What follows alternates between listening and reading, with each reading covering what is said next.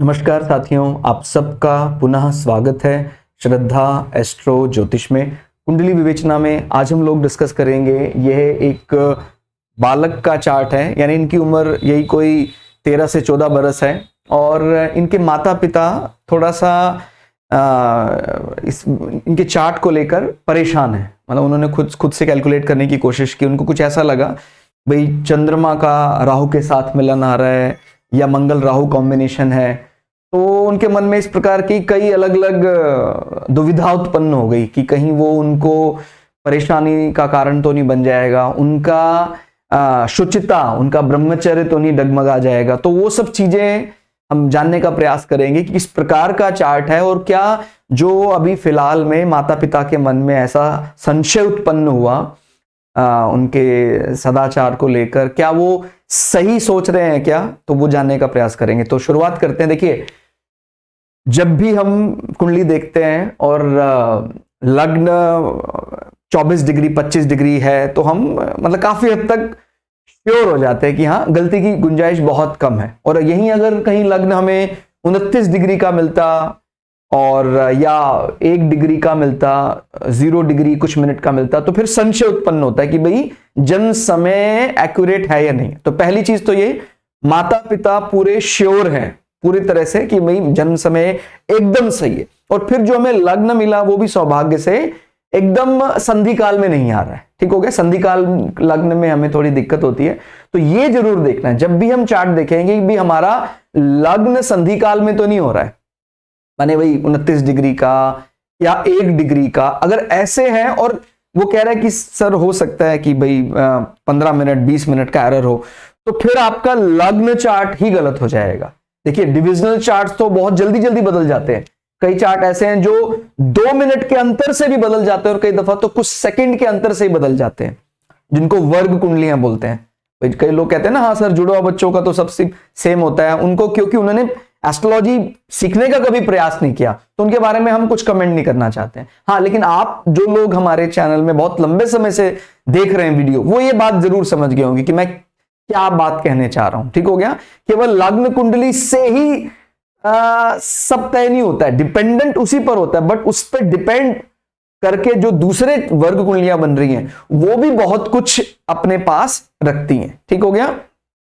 हम मुख्य रूप से हालांकि जब बात करते हैं तो सबसे ज्यादा केवल नवमांश पर चर्चा करते हैं, लेकिन कई दफा कुछ ऐसी चीजों की पुष्टि करने के लिए हम D20 चार्ट में भी चले जाते हैं और कुछ ऐसा भाई बहनों के साथ कुछ ऐसा है दृष्टिकोण भी देख लेते हैं, तो वो चीजें भी हम कंसिडर करते हैं जरूरत पड़ने पर। ठीक हो गया, यानी बहुत कुछ नेगेटिव या बहुत कुछ ऐसा पॉजिटिव दिखाई देता है, तब हम फिर डिविजन चार्ट का भरपूर उपयोग करते हैं। ठीक हो गया। और अगर लग्न हमारा बहुत बली है, बहुत ज्यादा बली है, तो जो सपोर्टिंग चार्ट है अगर वो थोड़े नेगेटिव भी हैं तो फिर ज्यादा परेशान होने की जरूरत नहीं है। देखिए, लग्न यानी हमें स्वयं से हमारा मुख्य चार्ट मिल गया है। नवमांश जिसको आफ्टर मैरिज चार्ट बोलते हैं, यानी वो एक समय पर ही ज्यादा बल देता है, यानी आफ्टर मैरिज, यानी वही कोई 28-30 बरस की उम्र के लगभग उसका बल ज्यादा देखना चाहिए नवमांश का। लेकिन अगर हमारा लग्न चार्ट पहले ही काफी बली है तो फिर चाहे कुछ चीजें नवमांशा में थोड़ी कमजोर भी, अपने बल से हम उसको बली कर लेंगे। तो सबसे पहले क्या देखना चाहिए, चार्ट देखते हैं तो जैसे मैंने बताया लग्न देखते हैं, और लग्न में भी वो संधि काल में तो नहीं आ रहा है, क्योंकि फिर सारी कैलकुलेशन ही हमारी असमंजस में हो जाएगी, मतलब गलत हो सकती है ना, हम किस लग्न का अंदाजा लगा रहे हैं। और देखिए, कन्या लग्न है। अब अगर हम थोड़ी देर मान लें कि चलिए 25 डिग्री का लग्न है और 20 से 25 मिनट अगर चेंज कर देते तो वो आगे बढ़ जाता, माने तुला लग्न आ जाता। तो कन्या लग्न और तुला लग्न का एक मोटा मोटा अंतर भी अपने दिमाग में रखना चाहिए। मतलब बातचीत से, थोड़ा उसके व्यवहार से हम जान सकते हैं कि कन्या लग्न, यानी एक लाइन में कन्या लग्न को समझना हो, यानी जो नियमों का पालन करने के लिए जाना जाता है, उसकी इमेज याद रखना है। ये हम एक्ट नहीं कर रहे हैं, हमारी इमेज लग्न से बनती है। हम एक्ट कहां से करते हैं, राशि से। चंद्र यानी ये खुद क्या है, ये धनु, सैजिटेरियस, अपनी बात को बोल्ड होकर कहना, बृहस्पति का पराक्रम या बृहस्पति का जो क्षत्रिय रूप है वो धनु राशि में दिखाई देता है। तो अपनी बात को बड़ी किसी भी सभा में बोलना जानते हैं। क्षत्रिय का हर बार ये अर्थ नहीं है कि भाई वो हथियार लेकर ही खड़ा होता है, वॉरियर हम बोलते हैं क्षत्रिय, लेकिन यहां पर किस प्रकार का गुण छलक रहा है कि एक राज दरबार में काम करने वाला राज पुरोहित को अपनी बात तो बहुत बोल्ड होकर कहता है, लेकिन कभी भी बृहस्पति सामान्यतः किसी के साथ झगड़ा करना, अटैक करना या वो टोन भी नहीं रखता है बृहस्पति। ठीक हो गया, वो थोड़ा गर्व से जरूर कहता है, अभिमान से, लेकिन मंगल बृहस्पति के स्वभाव में अंतर आपको पता होगा। ठीक हो गया, तो क्षत्रिय का जो मूल विचारधारा है वो किस प्लैनेट से एकदम मैच करती है। अरे क्षत्रिय मुख्य रूप से जंग के लिए जानते हैं, तो उसको मंगल से एकदम मैच करता है। वो इतना ज्यादा तो सूर्य से भी नहीं मैच करता है जितना ज्यादा मंगल से मैच करता है। तो ध्यान रखना, गलती नहीं होनी चाहिए कि कहीं हम उसको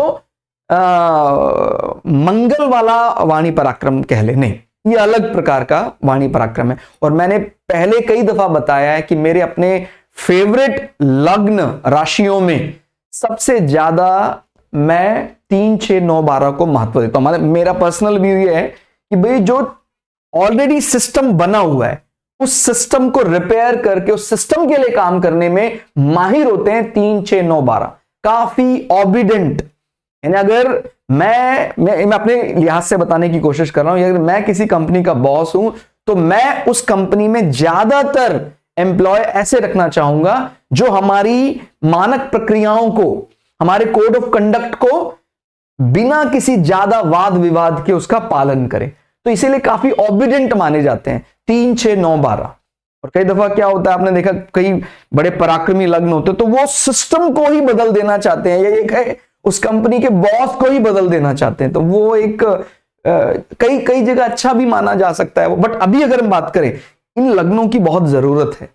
अच्छा जो स्किल है, इनके पास बहुत अच्छा स्किल होता है, बिकॉज काम में बहुत बढ़िया, जो माइक्रोस्कोपिक स्किल्स हैं वो इनके पास बहुत बढ़िया होते हैं, खासकर 3, 6 के पास। बुध आपको पता है बुद्धि के लिए जाना जाता है, तो अगर लगन से लगा रहे अपने काम में तो हमारे सारे कार्य बन जाएंगे। ठीक हो गया, समझ में आ रहा है। कन्या लग्न तो क्या इमेज है, नियमों को पालन करने के लिए जाना जाता है। यानी बुद्ध के अंदर थोड़े थोड़े बृहस्पति के जब गुण आ जाते हैं तो उसको कन्या लग्न माना जाता है। और मिथुन लग्न यानी बुद्ध के अंदर जब थोड़े थोड़े चंद्रमा के गुण आने लग जाते हैं तो फिर हम उसको मिथुन किससे बनाए, मैथुन शब्द से मिथुन बनाए।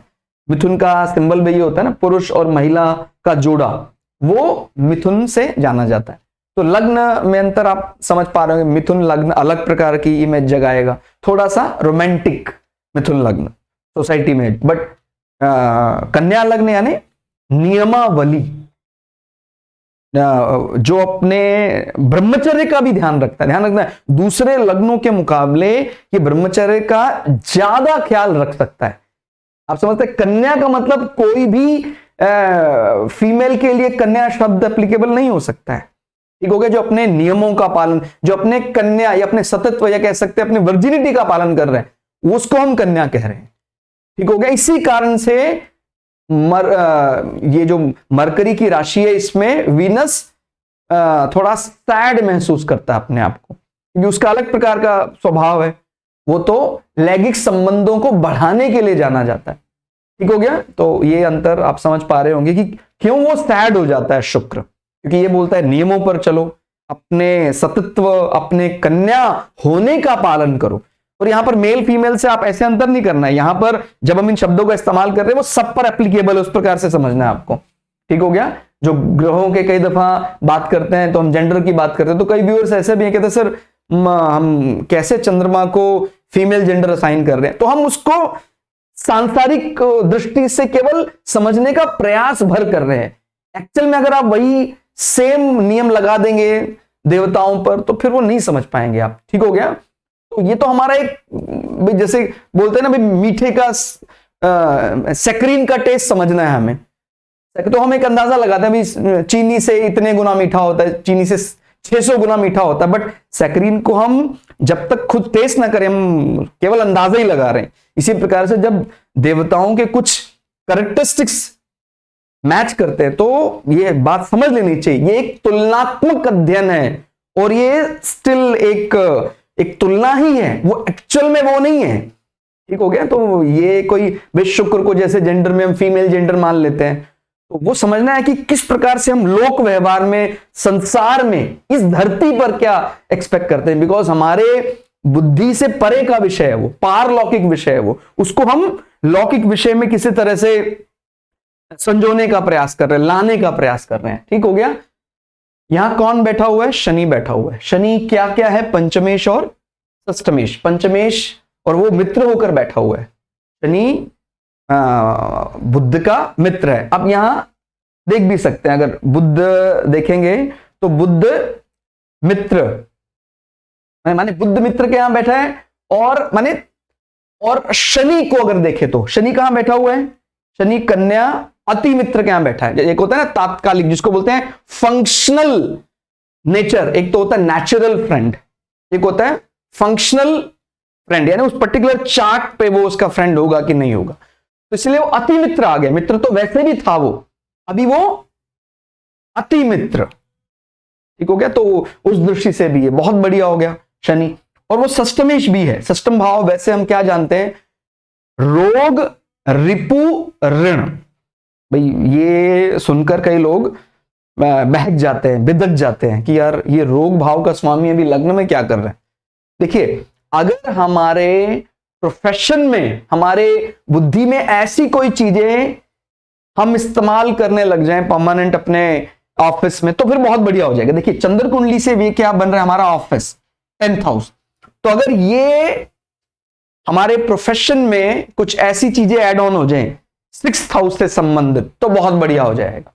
6th हाउस यानी जैसे मैंने रोग बोला, तो रोग को हम निदान करने वाले बन सकते हैं, यानी डॉक्टर पेशा में जा सकते हैं, फार्मेसी इस्तेमाल कर सकते हैं, नर्सिंग में जा सकते हैं। ठीक हो गया। और इस चीज की पुष्टि भी हम और दूसरे वे से भी करेंगे, यानी एक हमें हिंट देता है, उसके बाद उस हिंट की पुष्टि हमें सारे तरीके से करना है। भाई हमने यहां से देखा षष्ठमेश हमारे लग्न में आ गया, फिर हमने देखा हमारा मन कहां रमेगा, मन यानी चंद्रमा, चौथा भाव यानी हॉस्पिटैलिटी, केयरिंग, नर्चरिंग, मदर। तो ये भी कुछ कुछ नर्सिंग वाली बात समझ में आ रही है। चौथे भाव में बैठा हुआ है चंद्रमा। ठीक हो गया। और फिर हम इस चीज की पुष्टि करने के लिए नवमांश में भी जा सकते हैं। क्या नवमांश में भी कुछ ऐसा फार्मेसी, नर्सिंग, मेडिकल संबंध जैसा आता है क्या? वो देखते हैं। तो नवमांश में क्या लग्न मिला अपने को? सिंह लग्न मिला है। और सिंह लग्न का माने जो लग्नेश है नवमांश का, वो कहां से संबंध बना रहा है? छठे भाव से। ये एक स्ट्रॉन्ग इंडिकेशन आ रहा है। और फिर उसके बाद हम सर्वस्तक वर्ग भी देख सकते हैं। कई व्यूअर्स ने कहा कि सर हम केवल दशा के समय देखेंगे सर्वस्तक वर्ग, ऐसा नहीं। भिन्नास्तक वर्ग एक पर्टिकुलर दशा से देखते हैं क्योंकि वो एक ग्रह का है, लेकिन सर्वस्तक वर्ग तो सबका है ना, सारे ग्रह भाव का जो पर्टिकुलर भाव में प्रभाव है वो सर्वस्तक वर्ग है। तो ओवरऑल वो उसका बेनिफिट इनकैश करा पाएगा कि नहीं, वो सर्वस्तक वर्ग। तो सर्वस्तक वर्ग क्या कह रहा है आप देखेंगे कि इनमें सबसे बली सर्वस्तक वर्ग में लग्न जो ज़ोडिएक का रोग भाव या ज़ोडिएक का मेडिकल भाव भी कहा जा सकता है 34। और ये उसके बाद हमारा कुटुंब भी बहुत बली है। कुटुंब हम अपने धन की दृष्टि से देखते हैं। शुक्र औषधियों के बड़े जानकार, आप जानते हैं संजीवनी विद्या बृहस्पति के पास, वो दूसरे तरीके से आई, लेकिन इसके जो कह सकते हैं भगवान शंकर से जिन्होंने प्राप्त की स्वयं, वो तो दैत्य गुरु शुक्राचार्य।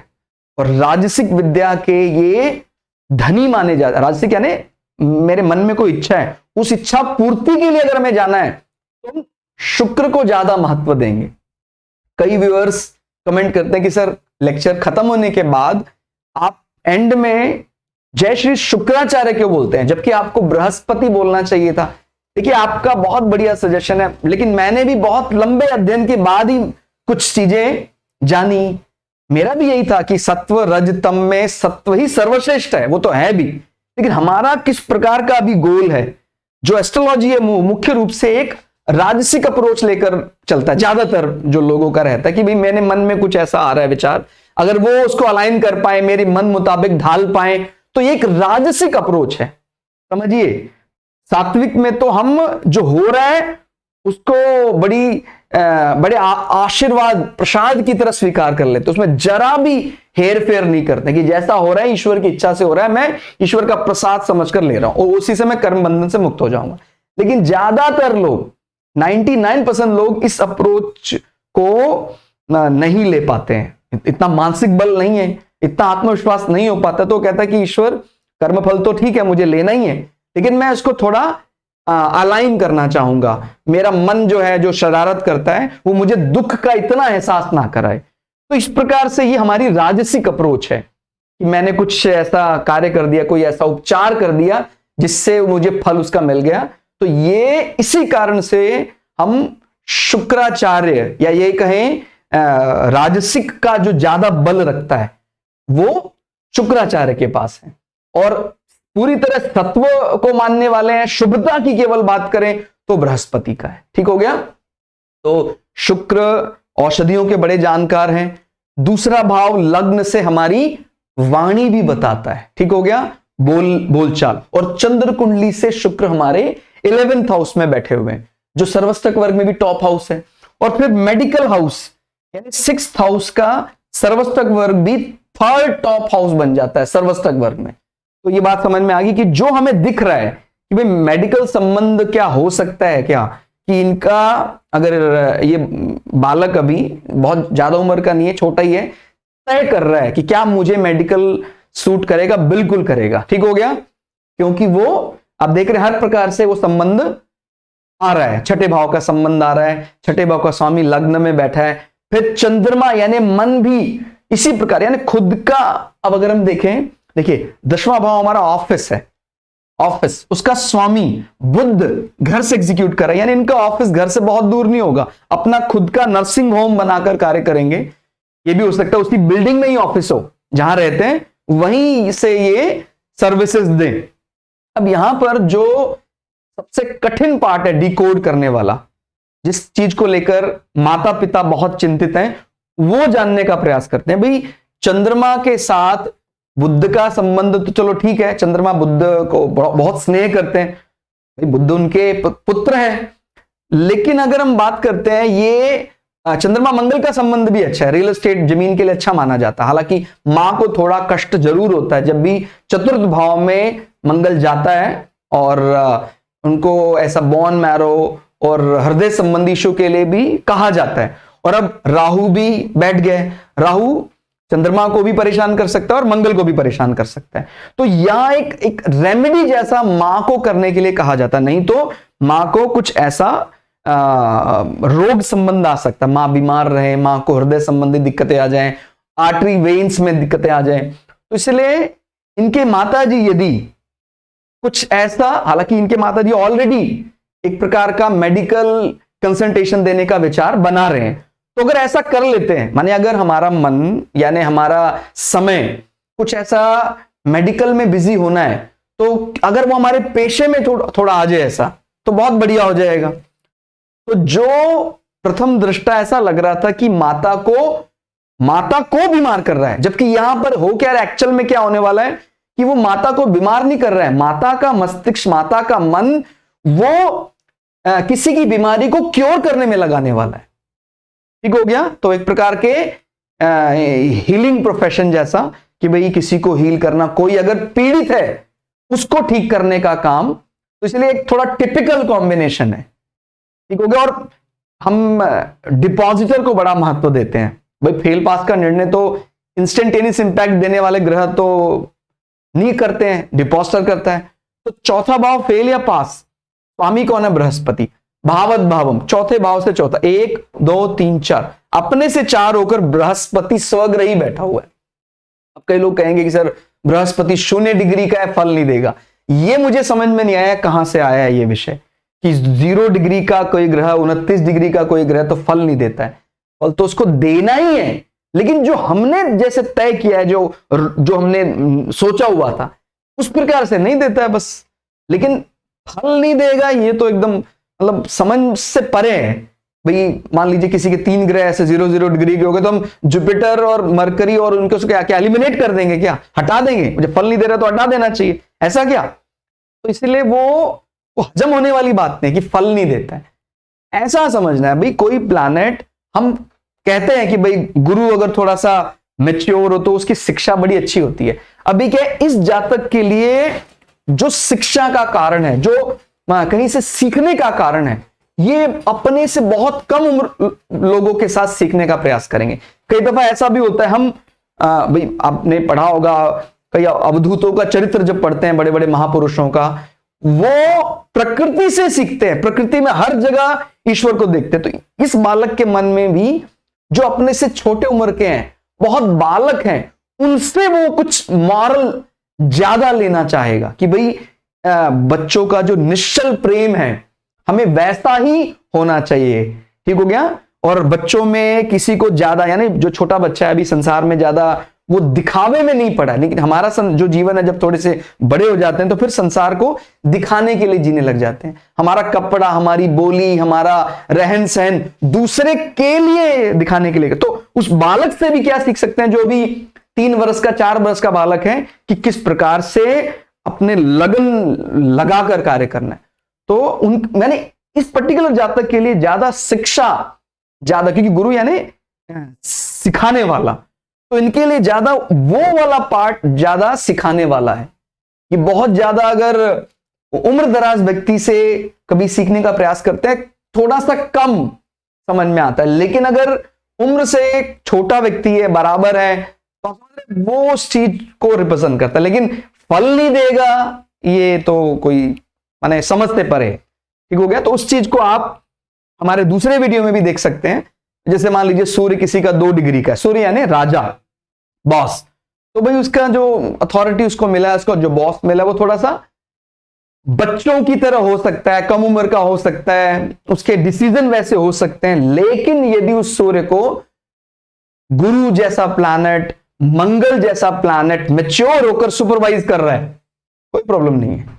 गुरु यानी उसको पता है सही और गलत का ज्ञान क्या है। ठीक हो गया? तो ये कॉम्बिनेशन आपको निकालने आने चाहिए कि क्या उसका अर्थ समझे हम। तो जो माता पिता का ये इस चीज को लेकर टेंशन था कि भाई ये चंद्रमा राहु के साथ या मंगल राहु के साथ इनके कैरेक्टर पर बुरा असर डाल सकता है, ऐसा बिल्कुल भी नहीं है। ठीक हो गया? अगर हम कैरेक्टर की बात करते हैं तो हम 7वां भाव, 8वां भाव देखते हैं। कई दफा हम 8वें भाव के साथ 9वें भाव को भी जोड़ते हैं। 9वां भाव यानी हमारी कर्तव्य परायणता, हमारा धर्म, उस पर कोई ऐसा आंच ना आए, तो तब हम ये भी देखते हैं। तो अभी हम 7वें भाव में देखें तो गुरु बैठे, बहुत बढ़िया शुभ होकर बैठे हुए हैं।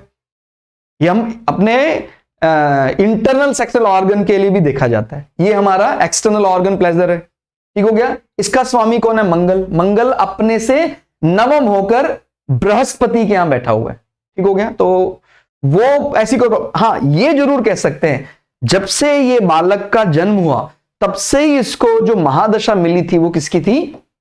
वीनस की थी। और अब वीनस अब लगभग खत्म होने वाला है, यानी 2 दिसंबर 2023 में, इसी वर्ष वीनस खत्म हो जाएगा। अब वीनस का थोड़ा नेचर ऐसा होता है, भाई वीनस स्वग्रही एक तो अपना बढ़िया मूल त्रिकोण राशि में बैठा हुआ है, तो जब वो दशा में आते हैं तो थोड़ा सा सामने वाले, क्योंकि लग्न से है ना दूसरे भाव में, तो ऐसा जाता है कि हाँ अपने फेस का ध्यान रखने लगा है, और वीनस नेचुरल कारक होता है संबंधों का, तो ऐसा लग सकता है। लेकिन अपना ध्यान रखने का ये अर्थ नहीं है कि भाई हम अपना हमने कॉम्प्रोमाइज कर दिया, हमने अपने शुचिता के साथ, शुद्धता के साथ, सदाचार के साथ। तो इसलिए उनको, माता पिता को कोई ऐसा भय उत्पन्न नहीं करना चाहिए मन में, वो एकदम बढ़िया है। और देखिएगा जैसे शुक्र चेंज होगा तो फिर उसके ऑब्जेक्टिव चेंज हो जाएंगे। महादशा जब बड़ा चेंज होता है, महादशा का मतलब इट इज लाइक जैसे सेंट्रल गवर्नमेंट चेंज होगी, एकदम ही अलग प्रकार का। तो अब इस वर्ष के अंत आते आते सूर्य की महादशा लग जाएगी, और सूर्य का एजेंडा, उसका नेचर, नेचुरल कारक किसका है वो भी अपने को समझना है। चंद्र कुंडली, क्योंकि दशाएं हम विंशोत्तरी दशाएं चंद्र माह के गोचर से देखते हैं, तो एक बार चंद्र से भी विचार करना है। चंद्र कुंडली से सूर्य नवमेश है, नवम भाव लंबी यात्रा, अप्रूवल, जजेस, धर्म भाव पिता को रिप्रेजेंट करता है। और वो चंद्र कुंडली से भी 12वें स्थान में बैठा हुआ है। लग्न से देखें तो 12वें भाव का स्वामी होकर तीसरे भाव में बैठा है। तो काफी ज्यादा संभावनाएं हैं सूर्य की महादशा होने के बाद घर से दूर शिक्षा प्राप्ति के लिए जाने के प्रबल योग बनेंगे। और कोई ऐसा व्यवधान शिक्षा में या कोई ऐसा सदाचार में कोई समस्या नहीं आएगी। भाई सूर्य तो वैसे भी, जैसे क्या होता है, हम हर एक ग्रह को एक चीज के लिए दक्ष मानते हैं। सूर्य तो मतलब माने ज्यादा दक्ष है। अगर सूर्य का कारकत्व से मैच करें, किस चीज की दक्षता देता है, वो हमें हमारे अंदर एक बॉस जैसा आ जाता है, राजा जैसा आ जाता है। ठीक हो गया। तो वो स्वभाव में गुण इनके आ जाएगा। सौंदर्य ज्यादा, सजने का ज्यादा मन करता है, फेस पर ज्यादा ध्यान देने का मन करता है जब शुक्र जैसे ग्रह की महादशा बदलती है। ठीक हो गया। तो ये थोड़ा अंतर अपने को ध्यान रखना है कि सूर्य आते ही फिर जो माता पिता के मन में ऐसा लग रहा था कि ये शायद ज्यादा ध्यान रख रहा है, तो इस कारण तो नहीं कुछ ऐसा इनके सदाचार में कमी आ सकती है, ब्रह्मचर्य में कमी आ सकती है, कोई ऐसी दिक्कत नहीं है। क्योंकि ये तो लग्न चार्ट तो लाइफ टाइम एप्लीकेबल रहेगा, उसमें कोई ऐसी दिक्कत नहीं है। जहां तक इसका प्रश्न है, देखिए इनके प्रोफेशन में, इनके ऑफिस कार्य में इनको ऐसी अगर रेडियोलॉजी और कुछ ऐसा सीटी स्कैन, एक्सरे, ऐसी कोई चीजें शामिल कर लें तो बहुत बढ़िया रहेगा। यानी जब ये अपना प्रोफेशनल लाइफ शुरू करें तो क्या राहु इन चीजों को भी रिप्रेजेंट करता है। यानी नॉर्मल लाइट जो होती है हमारी विपक्योर, उससे ज्यादा वाला जो फ्रीक्वेंसी है, वायलेट से ज्यादा ultraviolet, X rays, gamma rays, ये सब राहु का डिपार्टमेंट है। रेड से कम ध्यान रखना है, ये लाइट जो है विबक्योर ही हमें दिखता है, ना तो इसके नीचे इंफ्रारेड दिखता है ना इसके ऊपर अल्ट्रा वायलेट दिखता है। तो हम इंफ्रारेड को, हम आवृत प्रकाश को किससे जोड़ते हैं? केतु के साथ, और अल्ट्रा वायलेट को हम जोड़ते हैं राहु के साथ। इस प्रकार की जो स्कैन है वो हम इसके साथ मिलाकर देख सकते हैं। तो रेडियोलॉजी जैसी ब्रांच कोई मेडिकल में ऐसा है तो बहुत बढ़िया इनके लिए रहेगा। तो वो अलाइन हो गया, ठीक हो गया, यानी हमारा मन उस पर लगा हुआ है, इसी कारण से वो आ रहा है। अब कई बोलते हैं ना क्या किस प्रकार की रेमेडी हो सकती है? सबसे बढ़िया रेमेडी तो यही होती है, अगर हम परमानेंटली चंद्रमा के साथ प्रोफेशन में उस चीज को ले आए तो हमारा मन तो उसमें लगा ही रहेगा, ठीक हो गया। तो वो ऐसी चीज अगर कर लेते हैं तो फिर ये जो हमें लग रहा था एक ऋणात्मक पहलू है, वो धनात्मक तो देखिए वैसे है ही, चार्ट बहुत धनात्मक है। चंद्रमा से चौथे भाव में, यानी चंद्र कुंडली, चंद्रमा का जो डिपॉजिटर है वो बृहस्पति स्वग्रही है, अपने से चौथा होके बैठा है, और इच्छा पूर्ति अपने से 11 यानी हमारी सैलरी, शुक्र वहां स्वग्रही होके बैठा हुआ है, बहुत बढ़िया, ठीक हो गया। तो इसीलिए सूर्य की महादशा में इनको कोई ऐसी दिक्कत नहीं है, उल्टा उनका जो आत्मबल है सूर्य के समय बढ़ जाएगा। एक जेमिनी पद्धति को भी हम थोड़ा अवलोकन कर ले, देख ले उनके कारकत्वों को भी, तो और बढ़िया समझ में आता है। जेमिनी ऋषि अनुसार जो ग्रह का डिग्री सबसे ज्यादा है वो हमारे लिए क्या है? आत्मकारक। तो सूर्य यहां, वैसे सूर्य सबके आत्मकारक, लेकिन एक चर दृष्टि से देखते हैं ना, डिग्री वाइज सूर्य तो वैसे सबके ही आत्मकारक है, लेकिन डिग्री वाइज भी अगर सूर्य ज्यादा हो जाए तो फिर वो चर आत्मकारक भी बन जाता है। तो सूर्य जो आत्मकारक है इनके, जब अपनी दशा में आएंगे तो अपना स्वाभिमान, अपना आत्मविश्वास, ये सब भी बढ़ जाएगा। और तीसरा भाव हमारे इनिशिएटिव बताता है, फ्रीक्वेंट यात्राएं बताता है, नेबर संबंध बताता है, भाई बहनों के साथ हमारे संबंध बताता है, ठीक हो गया। तो इसलिए कोई ऐसा मन में कोई वो संदेह नहीं उत्पन्न करना है कि केवल हमारा चंद्रमा राहु केतु इफेक्टेड हो गया तो भाई हमारे सदाचार में दिक्कतें आ सकती हैं, ऐसा नहीं है। और अगर हम बात करें ऑफिस एनवायरनमेंट की, तो ऑफिस में केतु का बैठने का क्या मतलब हो सकता है? भाई अगर तो 10वें भाव का बल बढ़ा चढ़ा है, कई ग्रहों का प्रभाव दिखाई देता है, उसका स्वामी बुध है जो चौथे भाव में बैठा हुआ है और देख रहा है, उसको सुपरवाइज कर रहा है, फिर वहां केतु का मतलब क्या है? केतु यहां आद्रा नक्षत्र में बैठा है, यानी उन्हीं की कैटेगरी का एक प्रकार से भाई कैटेगराइज कर सकते हैं कि भाई ये ज्यादा क्या डार्क साइड को पसंद करेगा कि नहीं करेगा। आद्रा नक्षत्र का जमता है, ठीक हो गया। तो आद्रा नक्षत्र में केतु बैठा हुआ है, और केतु यानी कम बोलचाल, वो बहुत ज्यादा बोलकर प्रसन्न नहीं होते हैं। तो ऑफिस में ये बहुत कम शब्दों में अपनी बात, वो तो बात सही है भाई, हम जब अपने काम में लगे हुए हैं, कोई हमें टास्क दिया हुआ है, कोई ऐसी सर्जरी, कोई ऐसी रेडियोलॉजी, कोई ऐसा स्कैन, तो बहुत ज्यादा कम्युनिकेट करने का मौका है। तो ऑफिस में इनको केवल कार्य करने का मौका मिल रहा है, बातचीत ऑफिस में बहुत कम होगी। ठीक हो गया।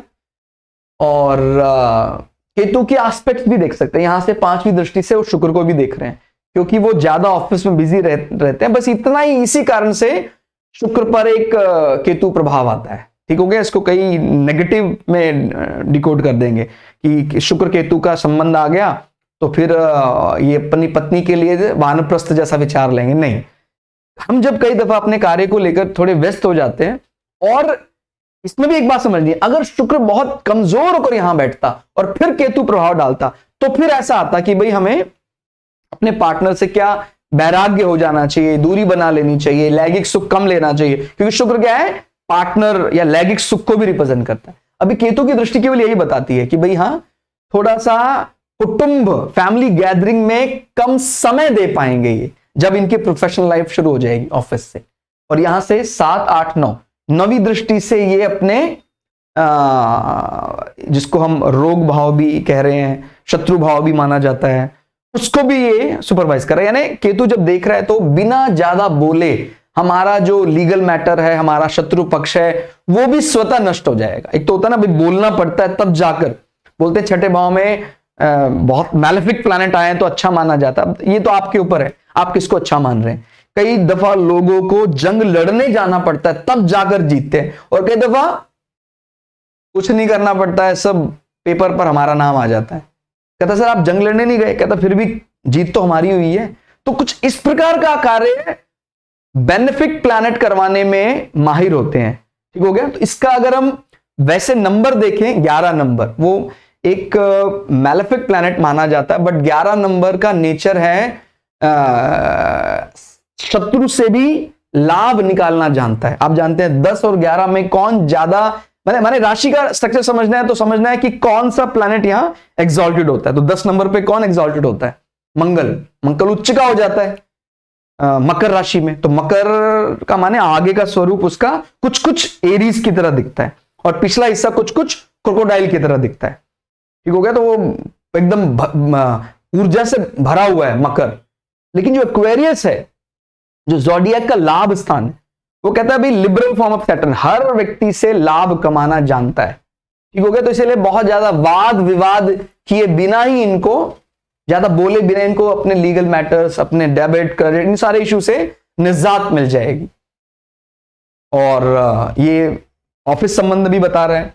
ठीक हो गया। तो हमारा मेडिकल संबंध भी यहां से नवम दृष्टि से वो बना कर देता है। उसके बाद हम गुरु की, माने सभी जो खासकर शुभ ग्रहों की दृष्टियों का भी प्रभाव जरूर जान सकते हैं। भाई गुरु यहां बैठे 5वीं दृष्टि से कहां प्रभाव जमाए हुए हैं, यहां से गिने तो 1, 2, 3, 4, 5, पंचम दृष्टि से आय स्थान पर नजर बनाए, बारीक नजर, और यहां से वो सूर्य को भी बल बढ़ा रहे हैं। तो सूर्य की जब अभी महादशा चलेगी, तो सूर्य की महादशा में केवल ऐसा नहीं है कि भाई हम अपने घर से दूर चले गए, उसको आप ऋणात्मक एंगल में लेंगे, नहीं। हमें यह समझना है कि सूर्य की महादशा के दौरान इनको अच्छी शिक्षा भी प्राप्त होगी, और इनके बढ़िया मित्र मंडली, क्योंकि देखिए हर बार 7th हाउस का मतलब स्पाउस ही नहीं होता है, ये एक प्रकार का म्यूचुअल एग्रीमेंट कह लें आप, एक इकट्ठा होने वाला जो टास्क है, जहां इकट्ठे होते हैं लोग, वो भी हम 7वें भाव से देखते हैं। तो इनकी जो कुछ ऐसे इनको ग्रुप टास्क दिए जाएंगे, उस समय पर ये बहुत बढ़िया रहेगा। और गुरु का, वो तो आप जानते हैं, गुरु नेचुरल कारक है भाई, ज्ञान सीखने के लिए, सिखाने के लिए। तो गुरु की 9वीं दृष्टि, और दृष्टियों का भी अंतर आप हम समझते हैं, आप हमारे चैनल में पहले से जुड़े, आप जानते हैं। जैसे कोई कहता है 5वीं दृष्टि का प्रभाव, फिर कहता है 9वीं दृष्टि का प्रभाव। तो 9वीं दृष्टि गुरु की खास तवज्जो देनी है उसको, स्पेशली हायर एजुकेशन के लिए, एजुकेशन के लिए। ठीक हो गया। 5वीं दृष्टि ज्यादा तवज्जो दी जाएगी उसको, हमारा सर्टिफिकेशन, स्कूल, कॉलेज, उसका।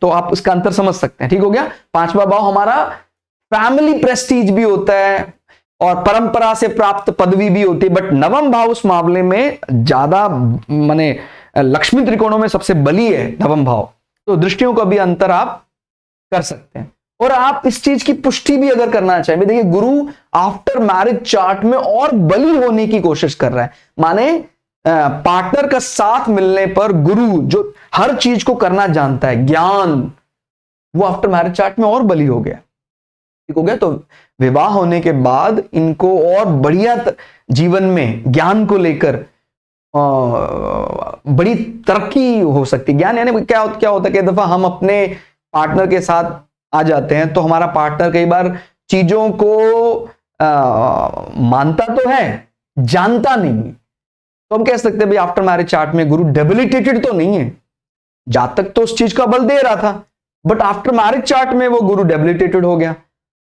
और अगर आपके चार्ट में गुरु कमजोर है, आफ्टर मैरिज चार्ट में वो बली है, तो फिर शादी के बाद उन चीजों को जो अभी तक हमने एक क्या कह सकते हैं, एक फ्लूक के रूप में समझा था, तुक्का लग गया, हम इसको सही हो गया हमारा, वो फिर हम उसको सच में समझ जाते हैं, ठीक हो गया। उच्च का गुरु ज्ञान, डेबिलिटेटेड यानी कहीं ना कहीं कुछ ऐसा पेंडिंग कर्म रहा है, इसी कारण जो उसका एक्चुअल तरीका है, कैसे वो काम करता है, वो हम नहीं पकड़ पा रहे हैं, ठीक हो गया। तो ये अंतर समझना है। और बाकी आप कारकत्व भी जरूर देखें। मेरे हिसाब से खासकर जेमिनी पद्धति से आप आत्मकारक जरूर देखें, आमात्य कारक, मात्र कारक, पितृ कारक, इनकी प्लेसमेंट जरूर देखें। प्लेसमेंट, इनकी दशाएं कब चलने वाली हैं, उसको जरूर अलाइन करें, तो आप एकदम बढ़िया प्रेडिक्शन दे पाएंगे। और भी बहुत चीजें हैं, हम धीरे धीरे सब चीज आपके साथ शेयर करने का प्रयास करेंगे। और अगर आप हमारे सारे वीडियो देखेंगे, आपको समझ में आ जाएगा कि हमने अभी तक, यानी जब से हमने शुरुआत की थी तब से लेके अब तक बहुत चीजें ऐड की हैं। शुरुआत में हमने केवल लग्न पर बात की थी और किसी चीज पर बात, बट हमने तभी ये बात कह दी थी कि हम इसमें और चीज लाएंगे। फिर हम धीरे धीरे भृगु संहिता केवल एक ग्रह का प्रभाव भाव तक जाना, फिर हमने धीरे धीरे और वर्ग कुंडलियों को शामिल किया। तो जो मेंबर्स ओनली वीडियो सेक्शन है, जहां आप वहां पर सारे वीडियो देख सकते हैं जो भृगु संहिता से अलग हैं। भाई कौन कौन सी हमारी अर्थ फिंगर है, कौन सी मोक्ष फिंगर है, वो आप हमारे उन वीडियोस में देख सकते हैं। और भी कई ऐसी बातें हैं जो कई दफा नॉर्मल वीडियो में नहीं बताने का समय मिल पाता है। हमारे और अलग अलग डिविजनल चार्ट्स के ऊपर जो वीडियो हैं, वो आप मेंबर ओनली सेक्शन में जाके उस चैनल को ज्वाइन करेंगे आप, तो वो आप सारे वीडियो, लगभग वो 277 वीडियो हैं, आप वो सारे वीडियो देख सकते हैं। और उसकी कुछ नॉमिनल सी फीस है, करीब अगर आप उसको चैनल को सहयोग करने के लिए 89 रुपीज पर मंथ का ज्वाइनिंग फीस दे देते हैं, तो उसमें आपको चैनल के फिलहाल में 277 ऐसे वीडियो हैं जो केवल मेंबर्स ओनली सेक्शन में ही मिलेंगे आपको, वो आप देखें, उससे आप और बढ़िया ऐड ऑन कर सकते हैं। नहीं तो ये वीडियो तो है ही, आप माने जो नॉर्मल सभी के लिए वीडियो हैं वो तो आप देख ही रहे हैं, भृगु संहिता में है, नक्षत्र सीरीज में आपने देखे हैं, और दूसरी कुंडलियों से यानी महापुरुषों की कुंडलियां हैं उनसे भी हम देख रहे हैं, और फिलहाल ही हमने जो ये सेक्शन शुरू किया है यहां से भी हम सीख रहे हैं। लेकिन कई दफा ऐसा होता है हम उस चीज को सारा वो थ्रेशोल्ड हम क्रॉस कर चुके हैं, कुछ अतिरिक्त सीखना चाहते हैं, फिर आपको मेंबर्स ओनली सेक्शन में जाना चाहिए। तो आज के लिए इतना ही। क्लास आपको कैसी लगी कमेंट करके जरूर बताइएगा। मिलते हैं अगली वीडियो में, तब तक के लिए जय श्री भृगु पराशरा, जय श्री शुक्राचार्य, नमस्कार।